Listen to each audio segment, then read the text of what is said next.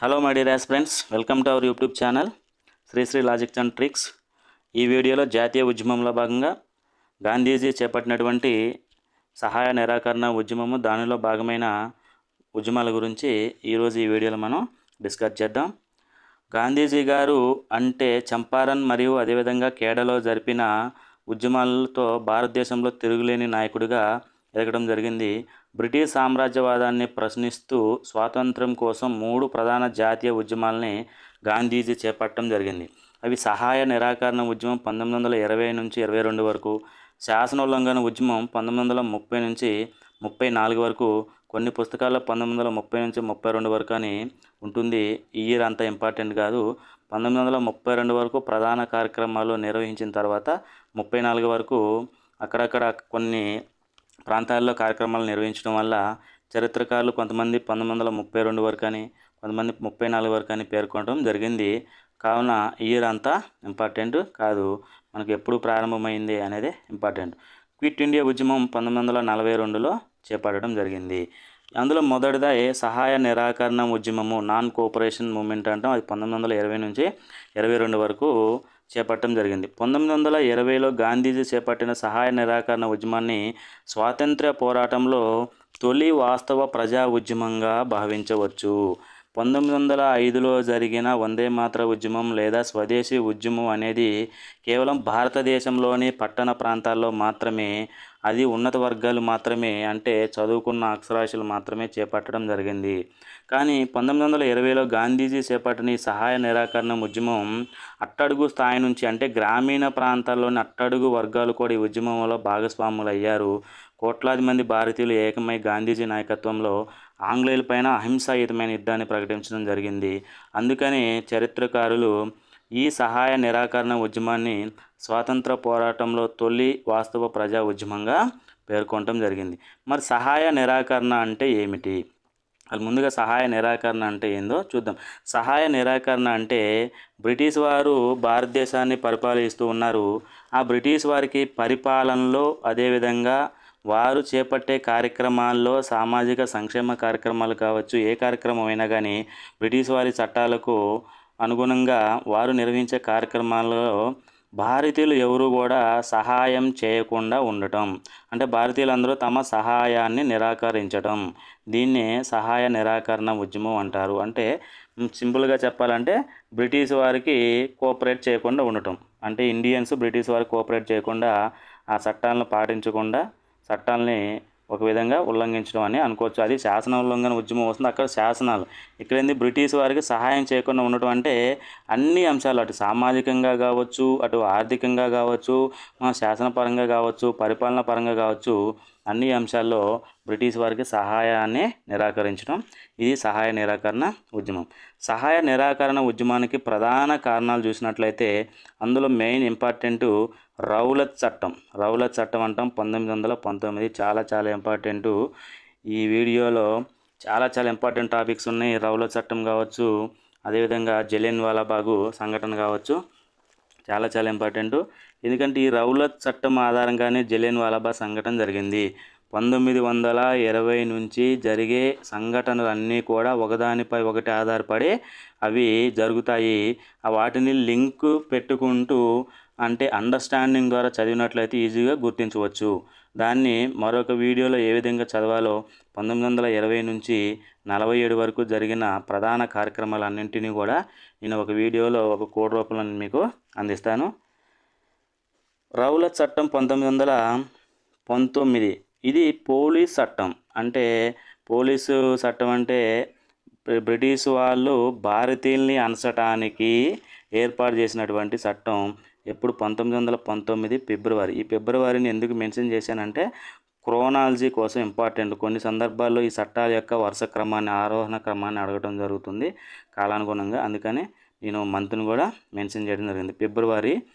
ఇది 1919లో the anarchical and revolutionary crimes act, అంటే అరాచకం మరియు విప్లవాత్మక నేరాల చట్టం అంటాం తెలుగులో, తీసుకువచ్చారు. ఈ చట్టాన్ని సిడ్నీ రౌలత్ అనే వ్యక్తి ఇచ్చిన కమిటీ నివేదిక ఆధారంగా ప్రవేశపెట్టడంతో దీన్ని రౌలత్ చట్టం అంటారు. ఇక్కడ రౌలత్ అనేది ఒక వ్యక్తి పేరు. ఈ సిడ్నీ రౌలత్ అనే కమిటీ ఇచ్చిన అంటే సిడ్నీ రౌలత్ ఆధ్వర్యంలో ఏర్పాటు చేసిన కమిటీ ఇచ్చిన నివేదిక ఆధారంగా ఈ చట్టాన్ని తేవడం జరిగింది. పోలీసులకు నిరంకుశమైన అపరిమిత అధికారాలు కట్టబెట్టారు. ఇది ప్రజాస్వామ్య వ్యవస్థకు ప్రమాదకరం. ఈ చట్టం ద్వారా పోలీసులకు వారెంటు లేకుండా ఎవరినైనా అరెస్ట్ చేసి వారిని న్యాయస్థానాల్లో హాజరుపరచకుండా ఎంతకాలమైనా నిర్బంధించే అధికారాలు కల్పించబడ్డాయి. దీనికి ఉన్న ప్రస్తుత రూపమే పీడీ చట్టం అంటాం. ప్రస్తుతం ఇది భారతదేశంలో అమల్లో ఉంది. అంటే కొన్ని మార్పులు చేర్పులు చేసి ప్రజెంట్ భారతదేశంలో దీన్ని అమలు పరుస్తున్నారు. అంటే పోలీసులకు ఎలాంటి వారెంట్ లేకుండా ఎవరినైనా అరెస్ట్ చేయొచ్చు, వారిని న్యాయస్థానంలో హాజరుపరచకుండా ఎంతకాలమైనా నిర్బంధించవచ్చు. ఈ ప్రివెంటివ్ డిటెక్షన్ యాక్ట్ అనే చట్టం ద్వారా దీనికి మూలాధారమే ఈ రౌలత్ చట్టం. మరి గాంధీజీ నిరంకుశ చట్టానికి వ్యతిరేకంగా పోరాటానికి తనే అధ్యక్షుడిగా సత్యాగ్రహ సభను స్థాపించాడు. మీకు సత్యాగ్రహ అని పదం ఎక్కడొచ్చినా కానీ అది గాంధీజీతో లింక్ అయి ఉంటుంది. అలా ఈజీగా కూడా గుర్తుంచుకో. సత్యాగ్రహ సభను ఎవరు స్థాపించారు? గాంధీజీ.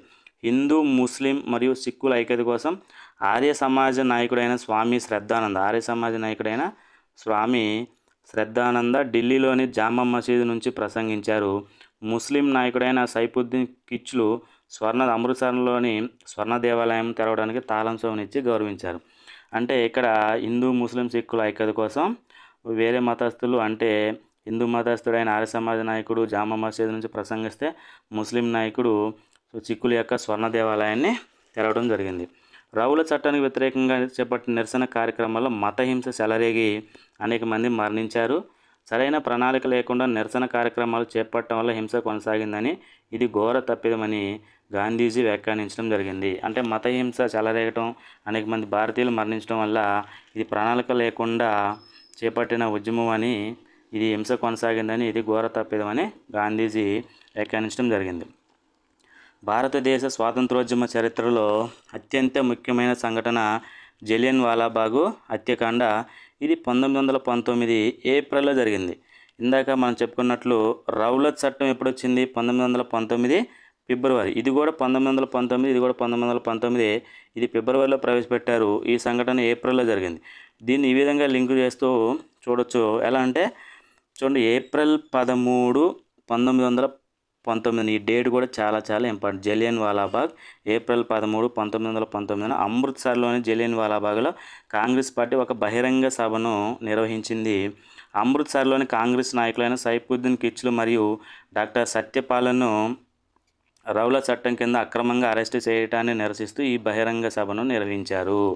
ఇక్కడ చూడండి, ఏ చట్టం అయితే తీసుకువచ్చారో ఆ రౌలత్ చట్టం ఆధారంగా ఇక్కడ కాంగ్రెస్ నాయకుడు సైఫుద్దీన్ కిచ్లుని మరియు డాక్టర్ సత్యపాల్ని అరెస్ట్ చేశారు. ఏ చట్టం ఆధారంగా? రౌలత్ చట్టం ఆధారంగా అరెస్ట్ చేశారు. ఈ అరెస్టుకు నిరసనగా ఈ జలియన్ వాలాబాగ్లో సమావేశాన్ని అంటే బహిరంగ సభను ఏర్పాటు చేయడం జరిగింది. అలా లింకు చేస్తూ చదవాలి. రౌలత్ చట్టాన్ని వ్యతిరేకిస్తూ అంటే రౌలత్ చట్టం ఆధారంగా సత్యపాల్ మరియు సైఫుద్దీన్ కిచ్లును అరెస్ట్ చేశారు. అరెస్టును నిరసిస్తూ అమృత్సర్లోని జలియన్ వాలాబాగ్లో ఒక బహిరంగ సభను నిర్వహించడం జరిగింది. ఆ బహిరంగ సభ జరిగే సమయానికి అప్పటి Punjab lieutenant governor Michael O Dyer, ఇక్కడ చూడండి ఇద్దరు డయర్లే, ఇక్కడ Michael O Dyer governor, only general Dyer మాత్రం సైనికాధికారి. ఇక్కడ ఇద్దరు డయర్లు ఉంటారు, గుర్తుంచుకోండి. Michael O Dyer governor, general Dyer సైనికాధికారి. అమృత్సర్లో మార్షల్ అంటే సైనిక చట్టాన్ని విధించడం జరిగింది. మార్షల్లా విధించినప్పుడు సభలు, సమావేశాలు, ర్యాలీలు నిర్వహించకూడదు. అయితే కాంగ్రెస్ పార్టీ నిషేధాజ్ఞలను ఉల్లంఘించి జలియన్ వాలాబాగ్ సమావేశాన్ని నిర్వహించింది. ఈ నిషేధాజ్ఞలను ఉల్లంఘించి బహిరంగ సభకు హాజరైన సామాన్య ప్రజలపైన జనరల్ డయర్ అనే సైనికాధికారి ఆధ్వర్యంలో కాల్పులు జరిపారు. ఈ కాల్పుల్లో దాదాపుగా 1000 మంది చనిపోయారు. కాంగ్రెస్ పార్టీ ఒత్తిడితో బ్రిటిష్ ప్రభుత్వం ఈ సంఘటనను విచారించడానికి హంటర్ కమిటీని నియమించింది. హంటర్ కమిటీ జలియన్ వాలాబాగ్ హత్యాకాండను విచారించి జనరల్ డయర్ను నిర్దోషిగా ప్రకటించింది. మరి ఎందుకు ప్రకటించరండి? ఆ జనరల్ డయరు బ్రిటిష్ వాడే, హంటరు బ్రిటిష్ వాడే. అప్పుడు చట్టాలన్నీ కూడా బ్రిటిష్ వారికి అనుగుణంగా ఉన్నాయి కాబట్టి ఎటువంటి తప్పు లేదని జనరల్ డయర్ను నిర్దోషిగా ప్రకటించడం జరిగింది. ఇక్కడ దీంతో గాంధీజీ డయర్ పైన చర్యలు చేపట్టాలన్న డిమాండ్తో సహాయ నిరాకరణ ఉద్యమాన్ని ప్రారంభించారు. చాలా చాలా ఇంపార్టెంటు. ఈ హత్యాకాండకు నిరసనగా రవీంద్రనాథ్ ఠాగూర్ తన నైట్వుడ్ బిరుదును అంటే ఆంగ్లేయులు ఇచ్చిన నైట్వుడ్ బిరుదును కూడా వెనక్కి ఇచ్చేయడం జరిగింది. ఇది ప్రీవియస్ క్వశ్చన్ చాలా సార్లు అడగటం జరిగింది. చూడండి, దాదాపు 1000 మంది చనిపోయారు జలియన్వాలాబాగ్లో జరిగిన సంఘటన 1919 ఏప్రిల్ 13న జరిగింది. అప్పటి సైనిక అధికారి జనరల్ డయ్యర్, అప్పటి గవర్నరు మైకేల్ ఓ డయ్యర్. మరి ఈ జలియన్వాలాబాగ్ సంఘటనను విచారించడానికి ఏర్పాటు చేసిన కమిటీ హంటర్ కమిటీ. మరి దీన్ని ఎలా గుర్తుంచుకోవచ్చు? ఒక కోడ్ ద్వారా ఈజీగా గుర్తించవచ్చు. జలియన్వాలాబాగ్లో భారతీయులను ఓ డయ్యర్ హంటింగ్ చేశాడు, అంటే వేటాడాడు. కావున ఈ హంటింగ్ మీద నియమించిన కమిటీ హంటర్ కమిటీ. అలా గుర్తుంచుకోండి. హంటింగ్ అంటే చంపడం అనుకోవచ్చు, వేటాడటం, ఏదైనా మనం గుర్తుంచుకోవడానికి మనం మైండ్ మ్యాపింగ్ ద్వారా మన బ్రెయిన్కి మనం కమాండ్స్ ఇవ్వడం అన్నమాట. బ్రెయిన్ మ్యాపింగ్, మైండ్ మ్యాపింగ్ అంటే మన బ్రెయిన్కి ఏదైనా ఒక సంఘటనను చూసిన దృశ్యం కావచ్చు, విన్న మాట కావచ్చు, మనం రుచి చూసిన వస్తువు, వంట కావచ్చు, ఏదైనా కానీ స్పర్శ ద్వారా తాకిన వస్తువు కావచ్చు, దాన్ని మనం గుర్తుంచుకోవడానికి మన బ్రెయిన్కి మనం కొన్ని కమాండ్స్ ఇస్తాం. దాన్నే మైండ్ మ్యాపింగ్ అంటాం. అది ఏ విధంగా అయినా మనం రూపొందించుకోవచ్చు. ఇక్కడ జలియన్వాలాబాగ్లో భారతీయుల హంటింగ్ జరిగింది. ఈ హంటింగ్ పైన ఏర్పాటు చేసిన కమిటీ హంటర్ కమిషన్. అలా గుర్తుంచుకోండి, ఈజీగా గుర్తుంటుంది. జలియన్వాలాబాగ్ పైన అంటే జలియన్వాలాబాగ్ సంఘటనను పరిశీలించడానికి లేదా విచారించడానికి ఏర్పాటు చేసిన కమిటీ హంటర్ కమిటీ. మరి ఈ జలియన్వాలాబాగ్ సంఘటన తర్వాత గాంధీజీ డయ్యర్ పైన, అంటే జలియన్వాలాబాగ్ సంఘటన కారణమైన, అంటే దాదాపు 1000 మంది మరణానికి కారణమైన జనరల్ డయ్యర్ పైన చర్యలు చేపట్టాలని గాంధీజీ అదే డిమాండ్తో సహాయ నిరాకరణ ఉద్యమాన్ని ప్రారంభించారు. ఏ సంఘటనతో గాంధీజీ సహాయ నిరాకరణ ఉద్యమాన్ని ప్రారంభించారని అడగవచ్చు. అదే సంఘటన జలియన్వాలాబాగ్ సంఘటన. ఏ సంఘటన జరగటం వల్ల రవీంద్రనాథ్ ఠాగూర్ తన నైట్వుడ్ బిరుదును వెనక్కి ఇచ్చేయడం జరిగిందంటే అది కూడా జలియన్వాలాబాగ్ సంఘటన. ఈ విధంగా జలియన్వాలాబాగ్ సంఘటన చాలా ఇంపార్టెంట్. కంపల్సరీగా ఎప్పుడు ఏ ప్రీవియస్ ఎగ్జామ్ జరిగినా దాదాపుగా ఒక ప్రశ్న రావడానికి అవకాశం ఉన్న అంశం. భారత ప్రభుత్వం చట్టం 1919 లేదా మాంటెక్ సేమ్స్ఫర్డ్ సంస్కరణలు అంటాం. మరి వీటిని ఎప్పుడు ప్రవేశపెట్టారు? అది కూడా 1919. చూసినట్లయితే ఇక్కడ నేను అందుకని మంత్ను మెన్షన్ చేయడం జరిగింది. డిసెంబర్ నెలలో. రౌలత్ చట్టం ఎప్పుడు వచ్చింది? ఫిబ్రవరి 1919. జలియన్వాలాబాగ్ సంఘటన ఎప్పుడు జరిగింది? ఈ రౌలత్ చట్టానికి నిరసనగా ఎప్పుడు జరిగింది? ఏప్రిల్లో 1919 జరిగింది. డేట్ వచ్చేసి 13. ఈ జలియన్వాలాబాగ్ సంఘటన విచారించడానికి ఏర్పాటు చేసిందే హంటర్ కమిటీ. ఈ విధంగా క్రోనాలజీని ఒకదానితో ఒకటి లింక్ చేస్తూ ఒక చైన్ సిస్టమ్ ద్వారా గుర్తుంచుకున్నట్లయితే ఏ అంశాన్ని ఈజీగా గుర్తించవచ్చు. మోడర్న్ హిస్టరీలో, అది ముఖ్యంగా స్వాతంత్ర ఉద్యమంలో ఇలా ప్రతి అంశాన్ని ఇలా ఒక చైన్ సిస్టమ్ ద్వారా లింక్ చేస్తూ చదివినప్పుడే మనం ఆ క్రోనాలజీని ఈజీగా గుర్తించడం జరుగుతుంది. భారత ప్రభుత్వ చట్టం ఏంది? 1919 ద్వారా రాష్ట్రాల్లో ద్వంద్వ పాలనను ప్రవేశపెట్టడం జరిగింది. డయార్చీ అంటాం లేదా డయార్కీ పాలన అంటాం అనే నూతన పరిపాలన వ్యవస్థను ప్రవేశపెట్టారు. దీని ద్వారా భారతీయులకు కొన్ని అధికారాలు బదలాయిస్తున్నట్లుగా పైకి కనిపిస్తున్నా వాస్తవంగా అధికార బదలాయింపు జరగలేదు. మహాత్మా గాంధీ ఈ వ్యవస్థను తిరస్కరిస్తూ వాస్తవ అధికారాలను బదలాయించాలని సహాయ నిరాకరణ ఉద్యమాన్ని ప్రారంభించారు. అంటే ఇక్కడ జలియన్వాలాబాగ్ సంఘటన ప్రారంభించారు. సంఘటన ఆధారంగా అదేవిధంగా భారత ప్రభుత్వ చట్టం ఆధారంగా కూడా ఈ సహాయ నిరాకరణ ఉద్యమం ప్రారంభించడానికి మరొక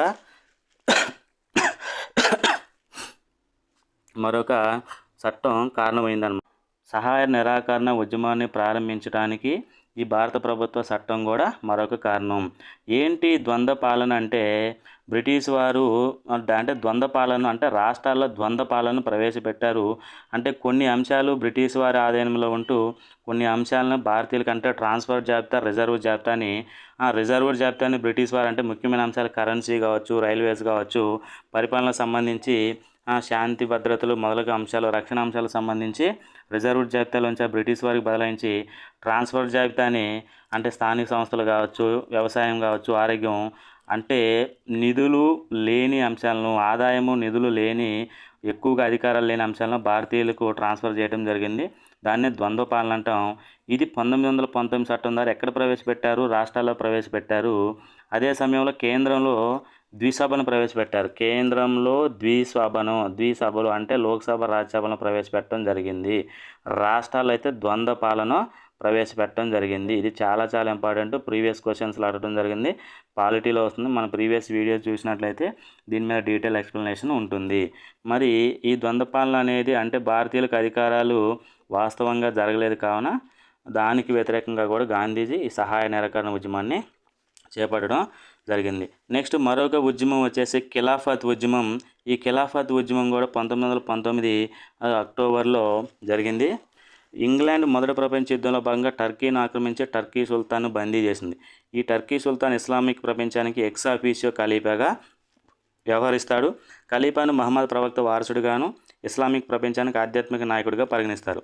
ఖలీఫాను ఆంగ్లేయుల చెర నుండి విడిపించడానికే ప్రపంచంలోని ముస్లింలు అందరూ కూడా ఈ ఖిలాఫత్ ఉద్యమాన్ని ప్రారంభించారు. మరి 1919లోనే అక్టోబర్ నెలలోనే ఈ మహమ్మద్ అలీ మరియు షౌకత్ అలీ అనే సోదరులు ఢిల్లీలో ఆల్ ఇండియా ఖిలాఫత్ కాన్ఫరెన్స్ను స్థాపించారు. All India Khilafat conference Mohammad Ali, Shaukat Ali అనే ఇద్దరు బ్రదర్స్ స్థాపించడం జరిగింది. దానికి మహాత్మా గాంధీ అధ్యక్షులు. ఈ ఆల్ ఇండియా ఖిలాఫత్ కాన్ఫరెన్స్ అనే సంస్థకు మహాత్మా గాంధీ అధ్యక్షుడు. గాంధీజీ హిందూ ముస్లిం ఐక్యత కోసం ముసల్మాన్లను జాతీయ ఉద్యమంలో భాగస్వాములు చేయడానికి ఖిలాఫత్ ఉద్యమానికి మద్దతు ఇవ్వడమే కాకుండా అధ్యక్షుడిగా వ్యవహరిస్తూ నాయకత్వ బాధ్యతలు కూడా చేపట్టాడు. 19 అక్టోబర్ 1919 చూడండి, 1919 అలా డేట్ను గుర్తుంచుకోండి. ఖిలాఫత్ డేను నిర్వహించారు. ఎప్పుడు? ఇది అక్టోబర్ నెల. ఈ ఉద్యమం సహాయ నిరాకరణ ఉద్యమంలో అంతర్భాగమైంది. ఖిలాఫత్ డేను ఎప్పుడు నిర్వహించారు? చాలా చాలా ఇంపార్టెంట్. 19 అక్టోబర్ 1919 అలా గుర్తుంచుకోండి. అక్టోబర్ నెలలో జరిగింది. చూడండి, రాష్ట్రము కేంద్రము. ఇక్కడ రాష్ట్రము ఇక్కడ ద్వంద్వ పాలన 1919లో ప్రవేశపెడితే అదే ద్వంద్వ పాలన కేంద్రంలో 1935లో ప్రవేశపెట్టారు. ద్విసభను 1935లో ప్రవేశపెడితే కేంద్రంలో 1919లో ప్రవేశపెట్టారు. దాన్ని ఈజీగా ఎలా గుర్తుంచుకోవచ్చు? ద్విత్వ అనే కోడ్ ద్వారా గుర్తుంచుకోండి. ద్విత్వ అంటే ద్విసభ, ద్వంద్వ సభ. ది అంటే అవరోహణ క్రమం తీసుకుందాం. ద వస్తుంది కదా, ద అనే అవరోహణ క్రమం తీసుకున్నట్లయితే ఫస్ట్ కేంద్రం పై స్థాయి నుంచి, తర్వాత రాష్ట్రం కింది స్థాయి నుంచి. ఈ ద్విసభ వచ్చేసి 1919, అదేవిధంగా ఇక్కడ 1935. దీన్ని ఆపోజిట్ చేస్తే 1935లోనే ద్విసభ రాష్ట్రాల్లో, అదే ద్వంద్వ సభ 1919లో ప్రవేశపెట్టడం జరిగింది. ఇది పాలిటీలో వస్తుంది. ఆ కోడ్ కూడా పాలిటీలో నేను ఎక్స్ప్లెయిన్ చేయడం జరిగింది. నెక్స్ట్, ఈ సహాయ నిరాకరణ ఉద్యమానికి సంబంధించిన కార్యక్రమాలు చూసినట్లయితే ఆగస్టు 1, 1920 ఈ ఉద్యమం ప్రారంభించబడింది. ఈ సహాయ నిరాకరణ ఉద్యమం అనేది ఆగస్టు 1, 1920 ప్రారంభించబడింది. ఎందుకని? జలియన్ వాలాబాగ్ సంఘటన ఏప్రిల్లో జరిగింది. మరి దాని మీద నియమించిన కమిటీ అంటర్ కమిషను ఏప్రిల్ 13 జరిగింది. ఆ అంటర్ కమిషన్ జనరల్ డయర్ను నిర్దోషిగా ప్రకటించింది. మన జనరల్ డయర్ పైన చర్యలు తీసుకోవాలని డిమాండ్తో గాంధీజీ ఈ సహాయ నిరాకరణ ఉద్యమాన్ని ప్రారంభించారు. అది ఆగస్టు 1 నుంచి 1920 ఆగస్టు 1 నుండి ప్రారంభించబడింది. అదే రోజు బాలగంగాధర్ తిలక్ కూడా మరణించారు. తిలక్ యొక్క సంతాప సభతో ఈ ఉద్యమం ఆరంభించబడింది. సహాయ నిరాకరణ ఉద్యమంలో భాగంగా మరి బ్రిటిష్ వారికి ఎటువంటి సహాయ నిరాకరణ కార్యక్రమంలో సహాయాన్ని నిరాకరించారు అంటే బ్రిటిష్ సంస్థలు విద్యా సంస్థలను బహిష్కరించారు. కీవర్డ్ బ్రిటిష్ విద్యా సంస్థలను బహిష్కరించారు, బ్రిటిష్ వస్తువులను బహిష్కరించారు, అదేవిధంగా న్యాయస్థానాలను బహిష్కరించారు, శాసనసభలను బహిష్కరించారు, ఆంగ్లేయులు ఇచ్చిన బిరుదులను బహిష్కరించారు. అదేవిధంగా బ్రిటిష్ రాజు భారతదేశ పర్యటన కూడా బహిష్కరించడం జరిగింది. ఇలా చూసుకున్నట్లయితే బ్రిటిష్ విద్యా సంస్థలను బహిష్కరించారు. మొదటిగా బ్రిటిష్ విద్యా సంస్థలను బహిష్కరించి 90,000 మంది విద్యార్థులు బ్రిటిష్ విద్యా సంస్థలను బహిష్కరించి వారి కోసం 800 స్వదేశీ విద్యా సంస్థలను స్థాపించడం జరిగింది. జామియా మిలియా ఇస్లామియా విశ్వవిద్యాలయాన్ని ఎంఏ అన్సారీ ఢిల్లీలో స్థాపించారు. జామియా మిలియా ఇస్లామియా విశ్వవిద్యాలయం, ఎంఏ అన్సారీ, ఇస్లామియా అన్సారీ అలా గుర్తుంచుకోండి. కాశీ విద్యాపీఠ, గుజరాత్ విద్యాపీఠ, తిలక్ మహారాష్ట్ర విద్యాపీఠ, బీహార్ విద్యాపీఠ మొదలైన సంస్థలు ఈ సహాయ నిరాకరణ ఉద్యమంలో భాగంగా స్థాపించబడ్డాయి. బ్రిటిష్ వస్తువుల్ని బహిష్కరించడం. మరి బ్రిటిష్ వస్తువులను బహిష్కరించిన ఈ ఉద్యమంలోని మరొక కార్యక్రమం ముఖ్యంగా ఇంగ్లాండ్ నుంచి దిగుమతి అయ్యే వస్త్రాలను బహిష్కరించారు. చరకాతో ఖాదీ వస్త్రాలను వేసుకోవడం దీని ప్రత్యామ్నాయ కార్యక్రమంగా నిర్ణయించాడు. 1921లో విజయవాడలో, చాలా ఇంపార్టెంట్, 21 విజయవాడ అలా గుర్తుంచుకోండి, మహాత్మా గాంధీ అధ్యక్షతన ఆల్ ఇండియా కాంగ్రెస్ కమిటీ సమావేశం జరిగింది. ఈ సమావేశంలో తిలక్ స్వరాజ్ ఫండ్ అనే నిధిని ఏర్పాటు చేశారు. ఎందుకు ఏర్పాటు చేశారు? ఆగస్టు ప్రారంభించినప్పుడు తిలక్ 1920 ఆగస్టు 1న బాలగంగాధర్ తిలక్ మరణించడం జరిగింది. అతని యొక్క జ్ఞాపకార్థం ఈ తిలక్ స్వరాజ్ ఫండ్ను ఏర్పాటు చేసి అందులో వచ్చిన విరాళాలతో 20 లక్షల శరకాలను కొని ఉచితంగా ప్రజలకు పంపిణీ చేశారు. విజయవాడ సమావేశంలోని మచిలీపట్నంకు చెందిన పింగళి వెంకయ్య రూపొందించిన త్రివర్ణ పతాకాన్ని కాంగ్రెస్ పార్టీ జాతీయ పతాకంగా ఆమోదించింది. చాలా ఇంపార్టెంట్ ప్రీవియస్ క్వశ్చన్. దీన్ని ఎలా గుర్తుంచుకోవచ్చు? ఈ పింగళి వెంకయ్య మచిలీపట్నం అంటే కృష్ణా జిల్లా. మరి విజయవాడ కూడా ఎక్కడ ఉంది? కృష్ణా జిల్లాలోనే ఉంది. అంటే కృష్ణా జిల్లాకు చెందిన పింగళి వెంకయ్య రూపొందించిన జాతీయ పతాకాన్ని కృష్ణా జిల్లాలోని విజయవాడలో జరిగిన కాంగ్రెస్ సమావేశంలోనే ఆమోదించడం జరిగింది. అలా గుర్తుంచుకోండి. అది 1921 విజయవాడ వెంకయ్య. ఇలా రైమింగ్ సౌండ్ ద్వారా గుర్తుంచుకోండి.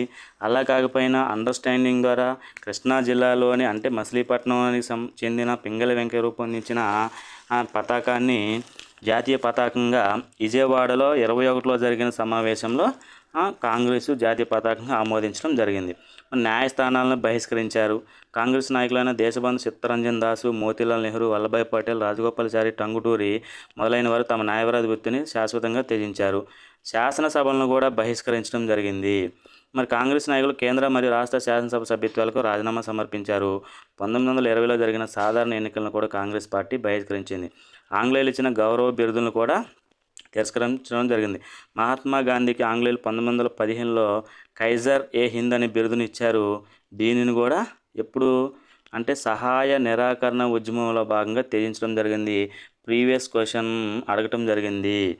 ఏ ఉద్యమంలో భాగంగా గాంధీజీ బ్రిటిష్ వారు తనకు ఇచ్చిన కైజర్ ఏ హింద్ బిరుదును త్యజించారు? అంటే సహాయ నిరాకరణ ఉద్యమంలో భాగంగా. ఏ సంఘటన ఆధారంగా నైట్వుడ్ బిరుదును రవీంద్రనాథ్ ఠాగూర్ అంటే త్యజించారు? అంటే జలియన్ వాలాబాగ్ సంఘటన. ఈ విధంగా అంటే ఒక బేసిక్స్తో అప్లికేషన్ ఓరియంటెడ్లో కూడా ప్రశ్నలు అడగటానికి అవకాశం ఉంది. 1921లో బ్రిటిష్ యువరాజు ప్రిన్స్ ఆఫ్ వేల్స్ పర్యటన కూడా సహాయ నిరాకరణ ఉద్యమంలో భాగంగా బహిష్కరించారు. మరి దాదాపు 1.5 సంవత్సరాల పాటు ఉధృతంగా కొనసాగిన సహాయ నిరాకరణ ఉద్యమాన్ని గాంధీజీ అకస్మాత్తుగా నిలిపివేశారు.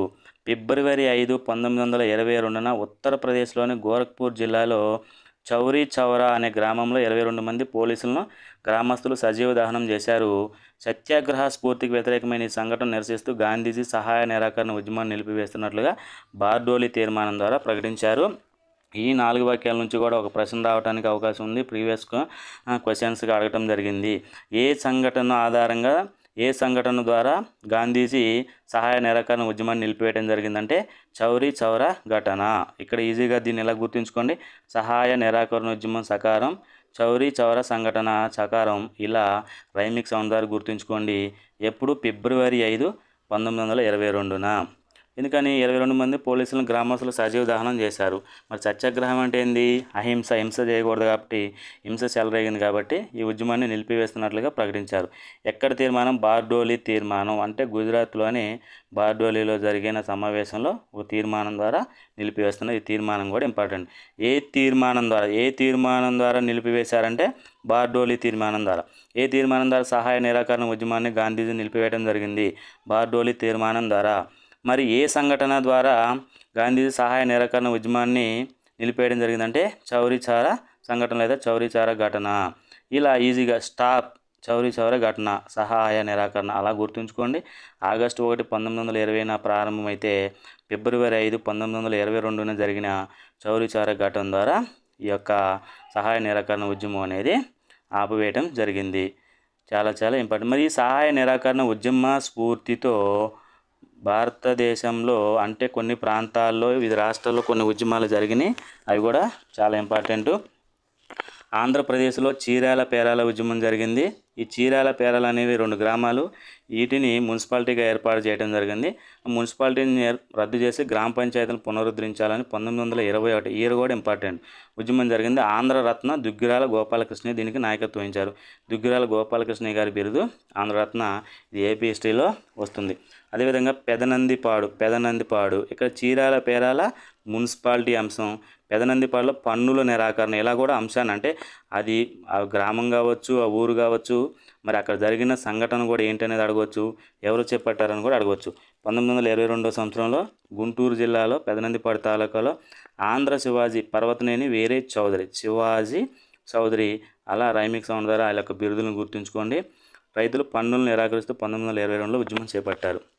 అకాలీ సత్యాగ్రహ 1927లో చిక్కులు తమ పురోహితులైన మహంతీలకు వ్యతిరేకంగా ఉద్యమం చేపట్టారు. అకాలీలు ఎవరికి వ్యతిరేకంగా అంటే మహంతాలకు అంటే పురోహితులకు వ్యతిరేకంగా ఉద్యమాన్ని చేపట్టడం జరిగింది. ఎక్కడది?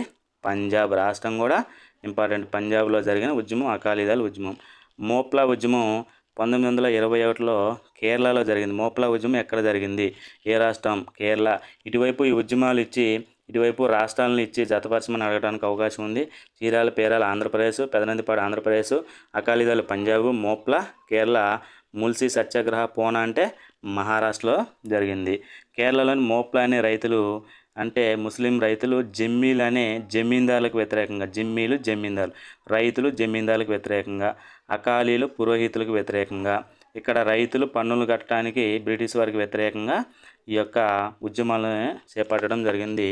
ముల్సీలు అంటే పూనా జిల్లాలోని ముల్సీలో టాటా హైడ్రో ఎలక్ట్రిక్ ప్రాజెక్టుకు వ్యతిరేకంగా 1920లో రైతులు ఉద్యమించారు. ప్రపంచంలో భారీ ప్రాజెక్టు వ్యతిరేకంగా జరిగిన తొలి ప్రజా పోరాటం ఇది. ప్రపంచంలోని భారీ ప్రాజెక్టు జరిగిన తొలి పోరాటం. ఈ విధంగా ఈ ఉద్యమాలను కూడా గుర్తుంచుకోండి. ఇటువైపు ఉద్యమాలు ఇచ్చి ఇటువైపు రాష్ట్రాలను ఇచ్చి లేదా అంశాలను ఇచ్చి జతపరచమని అడగడానికి అవకాశం ఉంది. చాలా ఇంపార్టెంట్ టాపిక్స్ ఈ వీడియోలో డిస్కస్ చేయడం జరిగింది. కావున ఈ వీడియోని స్కిప్ చేయకుండా పూర్తిగా చూడండి. ఈ వీడియో నచ్చినట్లయితే లైక్ చేయండి, షేర్ చేయండి, సబ్స్క్రైబ్ చేయండి. మరింత మంది అభ్యర్థులకు చేరేలా మీ యొక్క ఫ్రెండ్స్కు షేర్ చేయండి. Okay friends, thank you.